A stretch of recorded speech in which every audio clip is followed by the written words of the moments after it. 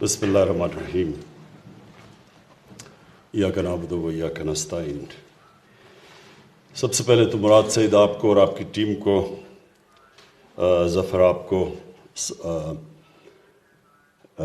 D G صاحب آپ کو، کہ NHA کے اندر جو یہ آپ نے امپرومنٹس کی ہیں، میں آپ سب کو خراج تحسین پیش کرتا ہوں۔ جب لوگ کہتے ہیں کہ کدھر ہے نیا پاکستان، تو یہ ہے نیا پاکستان۔ مطلب کہ ایک ملک ماڈرنٹی کی طرف جا رہا ہے، ڈیجیٹائزیشن کی طرف، جو دنیا جس طرف جا رہی ہے، اور فیوچر یہ آپ ڈیجیٹائزیشن کا ہے۔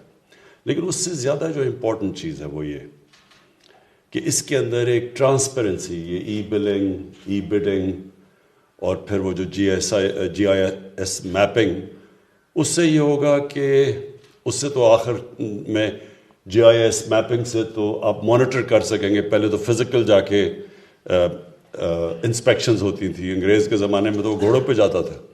تو اب یہ ایک ماڈرن ٹیکنالوجی کا زبردست فائدہ یہ ہوگا کہ آپ بالکل مانیٹر بھی کر سکیں گے۔ لیکن یہ جو آپ کی ای بلنگ، ای بڈنگ، یہ بھی بہت امپورٹنٹ ہے، کیونکہ یہ دونوں ایریاز ایسے ہیں جس میں بہت زیادہ کرپشن ہوتی تھی۔ کرپشن اس طرح کہ ایک تو بڈنگ کے اندر پہلے سے جس طرح کانٹریکٹس دیے جاتے تھے، وہ ایک بڑا ایک سیٹ سسٹم بن چکا تھا کرپشن کا، اور پھر جو نقصان ہوتا تھا وہ تو صرف ملک کو نقصان ہوتا تھا کہ جو پیسہ لگنا ہوتا تھا مثلا ایک سڑک کے اوپر، اس کا ایک حصہ چلا جاتا تھا لوگوں کی جیبوں میں۔ سڑک بھی سب سٹینڈرڈ بنتی تھی، اس کا لوگوں کو نقصان پھر سے بنانی پڑتی تھی، یعنی ہر طرح قوم کو نقصان ہوتا تھا۔ اور یہ جب آپ جتنی ٹرانسپیرنسی ٹینڈر دینے میں اور بڈنگ میں لے کے آئیں گے، اتنی کم گنجائش ہو جائے گی کرپشن کی۔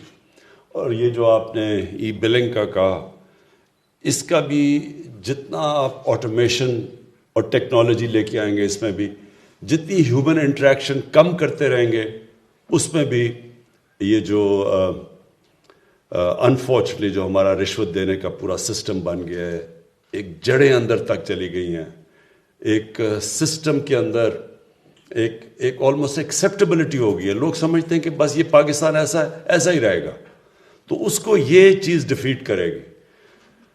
میں آپ کو مثال دوں، ہم آج سے 20 سال پہلے شوکت خانم کے اندر کینسر ہاسپٹل میں ہم نے سارا فیصلہ کیا کہ پیپر لیس ہوگا سب کچھ۔ ہم نے فیصلہ کیا کہ کوئی پرچیاں نہیں چلیں گی وہاں، صرف اور صرف ہر چیز آن لائن آ جائے گی، دوائیں سب کچھ آن لائن دی جائیں گی۔ ہم نے soft where in house develop کیا شوکت خانم میں، اور اس سے ایک دم کسی قسم کی کرپشن جو تھی وہ ختم ہو گئی۔ یعنی جو بھی کوئی سمجھتا تھا کہ دوائیوں کے اوپر پیسہ، امپاسبل ہو گیا، لوگوں کے لیے ناممکن ہو گیا کہ کہیں کسی چیز پہ پیسہ بنائے۔ اور ادھر سے یہ 20 سال پہلے وہاں کیا، اور میں 20 سال پہلے دنیا میں یہ سسٹمز آ چکے تھے، لیکن مجھے افسوس ہے کہ آج ایک 2021 کے اندر ہم یہ چیزیں ابھی بھی ہم پاکستان میں نہیں کر سکے۔ اور اس میں بہت بڑی ریزسٹنس ایک سٹیٹس کو سے آتی ہے۔ سٹیٹس کو کا مطلب کہ وہ لوگ جو پرانے نظام سے ناجائز فائدہ اٹھا رہے ہیں، وہ چینج نہیں آنے دیتے۔ تبدیلی کیا ہوتی ہے؟ تبدیلی وہ ہوتی ہے سٹیٹس کو چینج کرنا۔ تو تبدیلی کیوں نہیں لوگ لا سکتے؟ کیونکہ جو سٹیٹس کو ہے، جو وہ لوگ جو ان کو آپ مافیا کہہ دیں، ان کو آپ ویسٹڈ انٹرسٹ کہہ دیں، وہ پرانے سسٹم سے کیونکہ فائدہ اٹھاتے ہیں، وہ چینج نہیں آنے دیتے۔ اور یہ جو آٹومیشن ہے، جب ہمیں دنیا میں پتہ ہے کہ آٹومیشن سے کتنا فائدہ ہوا، میں آپ کو اپنی ایکسپیرینس شوکت خانہ میں بتا رہا ہوں کہ ایک دم تبدیلی آ گئی وہاں، یعنی ناممکن ہو گیا کسی کے لیے کسی قسم کی رشوت دینا، لینا، دوائیوں میں گھپلا کرنا۔ تو باقی ہماری گورنمنٹ کے اداروں میں کیوں نہیں آیا؟ کیونکہ ایک سسٹم کے اوپر لوگ ایک کرپشن کا نظام چل رہا ہے۔ میں آپ کو ایک بتاؤں کہ شوکت خانم میں ہمیں ایک دفعہ ایک گورنمنٹ کے ادارے میں بتاؤں گا نہیں کون سا ادارہ ہے، انہوں نے 3-4 لوگوں کا علاج کروایا شوکت خانم سے، اور انہوں نے کہا کہ ہم ان کے پیسے دیں گے، تو ادارے نے پیسے دے دیے، ان جو مریضوں کا علاج ہوا۔ تو شوکت خانم اب جو کہ 75% کینسر کا مفت علاج کرتا ہے، یعنی دنیا میں کہیں نہیں ہوتا، وہ چیک گورنمنٹ ادارے کے پاس لے کے گئے. وہ گورنمنٹ کا ادارہ شوکت خانم سے کہہ رہا ہے کہ جس میں ہمیں اتنی کمیشن دو. ایک چیریٹی ہاسپٹل سے وہ کمیشن مانگ رہے ہیں، کیونکہ انہوں نے کہا جی یہاں تو سسٹم بھی یہی ہے، جو چیک کلیئر کرواؤ گے ہمیں اتنے پیسے دو گے. تو یہ بڑی بدقسمتی ہے ہماری. یہ یاد رکھیں کہ کوئی ملک ترقی نہیں کر سکتا جدھر اتنا سارے رشوت کے نظام کو ایکسیپٹ کر بیٹھے. کبھی کوئی ملک نہیں ترقی کر سکتا. کوئی نظام نہیں آگے بڑھ سکتا جس کے اندر اس طرح کی رشوت، سب کو پتا کہ رشوت چل رہی اور رشوت چلتی رہے. اور جو اللہ نے قرآن میں کہا ہوا ہے کہ میں کبھی کسی قوم کی حالت نہیں بدلتا جب تک وہ قوم خود اپنی حالت بدلنے کی کوشش نہ کرے. ہم جب تبدیلی لانے کی کوشش کرتے ہیں تو عمران خان آ کے ایک سوئچ آن کر کے تو تبدیلی نہیں لے کے آئے گا. قوم کا ذہن بدلتا ہے. اللہ نے کہا ہوا ہے کہ میں نہیں تمہیں تبدیل کروں گا جب تک تم خود فیصلہ نہیں کرو گے کہ ہم اس طرح کی زندگی نہیں گزارنا چاہتے، ہم اپنی زندگی بہتر کرنا چاہتے ہیں. ہم بھی دنیا کے اندر ایک چھاتی نکال کے پھرنا چاہتے ہیں کہ ہم پاکستانی ہیں. ہر پاسپورٹ کی دنیا میں ہم عزت چاہتے ہیں. تو ایسے تو نہیں عزت آتی. عزت ایک خوددار قوم کو ملتی ہے، سچی قوم کی عزت ہوتی ہے. جب ملیشیا اور انڈونیشیا میں جب لوگوں نے اسلام قبول کیا تو وہاں کوئی مسلمان فوج تو نہیں گئی تھی. مسلمانوں نے فتح تو نہیں کیا تھا انڈونیشیا اور ملیشیا. جو مسلمان تاجروں کا کیریکٹر دیکھا لوگوں نے، اتنے متاثر ہوئے کہ اس سے وہ لوگ مسلمان ہو گئے. سچے لوگ تھے، کیریکٹر والے لوگ تھے. کوئی بددیانتداری نہیں کرتے تھے اپنے لوگوں سے. لوگ رسپیکٹ کرتے تھے، ان کی امانت دار لوگ تھے. اس لیے لوگ ان کو متاثر ہو کے ان کی طرف آئے. تو ہم پاکستان میں ریئلائز نہیں کرتے کہ اللہ نے اس زمین کو کیا کیا نعمتیں بخشی ہیں. اور یہ میں جب بڑا ہو رہا تھا تو یہ پاکستانیوں کی دنیا میں عزت تھی. تیزی سے اوپر جا رہا تھا ملک. یہ جب ہمارا صدر گیا امریکہ تو امریکہ کا صدر اس کو ایئرپورٹ لینے آیا. جب وہ گیا برطانیہ تو کوئین نے جس طرح اس کو ریسیو کیا، رسپیکٹ تھی ایک دنیا میں. کیونکہ قوم تب ایک لوگ اس طرح جو ایک قوم کو جو آہستہ آہستہ ہمارے سسٹمز گئے، ہم نے سچائی سے دور ہوئے، رشوت ایکسیپٹ کرنی شروع کر دی، لیڈرز نے کرپشن شروع کر دی. ابھی یہ کیا، یہ جب یہ ایک براڈ شیٹ ایک چیز سب کے سامنے آئی ہے کہ اس نے پاکستان گورنمنٹ نے ایک فرم کو کہا کہ جی ہمیں ہمارے ملک کے سربراہوں کو نے چوری کیا تھا پیسہ اس کے لیے انویسٹیگیٹ کرے. انگلینڈ کی فرم تھی. تو وہ جو انٹرویو دے رہا ہے وہ کیا کہہ رہا ہے کہ کس طرح پاکستان سے پیسہ چوری کر کے باہر جا رہا تھا. اور کون کر رہے تھے؟ پاکستان کے وزیر اعظم، پاکستان کے وزیر، وہ چوری کرنے پہ لگے ہوئے تھے پیسہ. تو جب ملک کا سربراہ چوری کرے، وزیر کرے، تو وہ تو نیچے تک سارا سسٹم کرپٹ ہو جاتا ہے. تو پھر تو NHA کے اندر ہم نہیں کہہ سکتے کہ جناب آپ چیف انجینئر نہ پیسہ بنائے اور فلانا نہ کانٹریکٹر نہ پیسہ بنائے.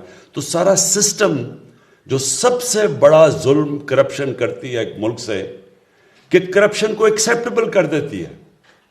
اب برائی کو برائی نہیں سمجھتے کہ کوئی غلط چیز نہیں ہو رہی. اور اس سے کیا ہوتا ہے؟ کرپشن سے سب سے بڑی چیز کیا ہوتی ہے؟ لوگ بڑے امیر ہو جاتے ہیں. وہ براڈ شیٹ والے نے کہا کہ یہ جو میں تھوڑی چیزیں دیکھ رہا تھا کہ ایک پاکستانی نے، اور وہ بھی بتا نہیں رہا کہ ہمارا پاکستانی سیاستدان نے، سعودی عربیہ سے لندن کے بینک میں $1 ارب بھیجا. $1 ارب ایک آدمی نے بھیجا. تو لوگ تو بہت امیر ہیں یہاں کے ہمارے، لیکن ملک غریب ہے، مقروض ہے. ملک قرضے پہ گزارا کر رہا ہے، لیکن لوگ ایسے ہیں جو لندن کے سب سے مہنگی جگہوں کے اوپر بڑے بڑے محلوں میں رہ رہے ہیں. ملک تب اوپر جاتا ہے جب ایک ملک امیر ہوتا ہے. آج ہم مغرب کے لوگوں کو دیکھ لیں، مغرب کے حکمرانوں کو، ان کے پاس دیکھ لیں کتنا پیسہ ہے، ان کا رہن سہن دیکھ لیں، اور ایک مقروض ملک کے جو بھی یہاں جنہوں نے حکومت کی ان کا رہن سہن دیکھ لیں اور ان کے پاس پیسہ دیکھ لیں. آپ کو لگے گا کہ یہاں دودھ کی نہریں بہہ رہی ہیں، اور لگے گا وہ غریب ملک ہے جب آپ ان کے پرائم منسٹرز کو پرانوں کو دیکھیں گے, ان کو جب ان کا رہن سہن دیکھیں گے, وہ ان کے جب یونائٹڈ نیشنز میں جب گئے ان کے جاتے ہیں پرائم منسٹرز یا head of states U N کے اندر, تو وہ کتنا پیسہ خرچ کرتے ہیں, اور جو ہمارے یہاں سے ایک مقروض ملک میں جا کے کس طرح وہاں رہتے تھے, کس طرح پینٹ ہاؤس اور ہوٹل کے اوپر پورے جو سب سے مہنگے ہوٹلوں میں جا کے رہتے تھے. یہ ہے ہمارا مسئلہ.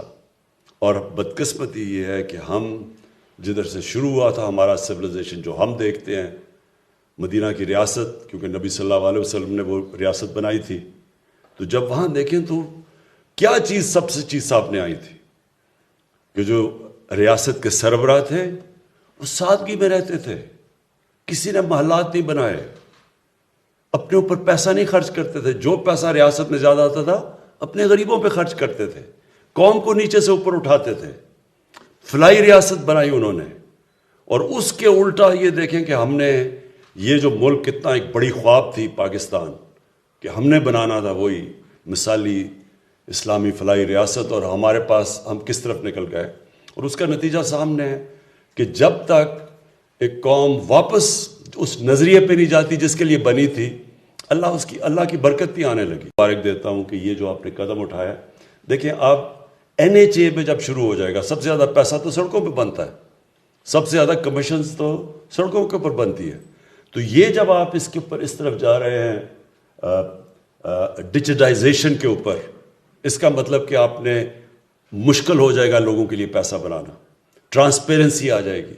اور یہ جب سب سے زیادہ ادارہ جدھر پیسہ بنتا تھا, جب ادھر سے چینج آئے گا تو انشاءاللہ باقی بھی. اب ہم جو اگلا ادارہ ہے FBI, سب سے بڑا چینج آئے گا جب FBI پوری طرح ڈیجیٹائز ہو جائے.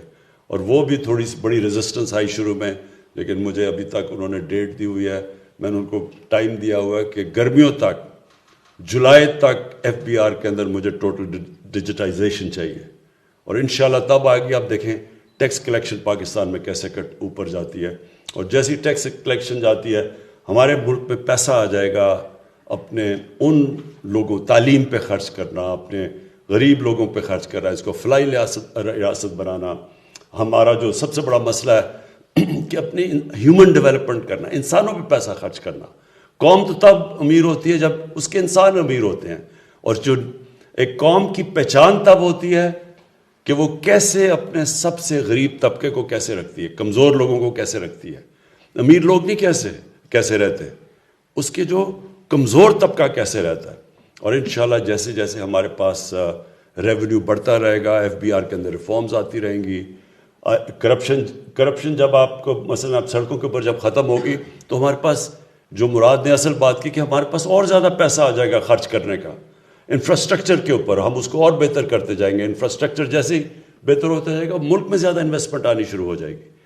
تو یہ آج بہت بڑا قدم آپ نے اٹھایا ہے. میں انشاءاللہ اس کی وجہ سے ہم اور منسٹریز کے اوپر بھی پریشر ڈلوا لیں گے کہ ای گورننس کے اوپر سب منسٹریز جائیں, اور ان کو بھی ہم نے ٹائم سکیل دیا ہوا گرمیوں کا کہ اگلے 6 مہینے تک ہم ایکسپیکٹ کرتے ہیں کہ پاکستان کی جو منسٹریز ہیں سب ای گورننس کے اوپر آ جائیں گی. شکریہ.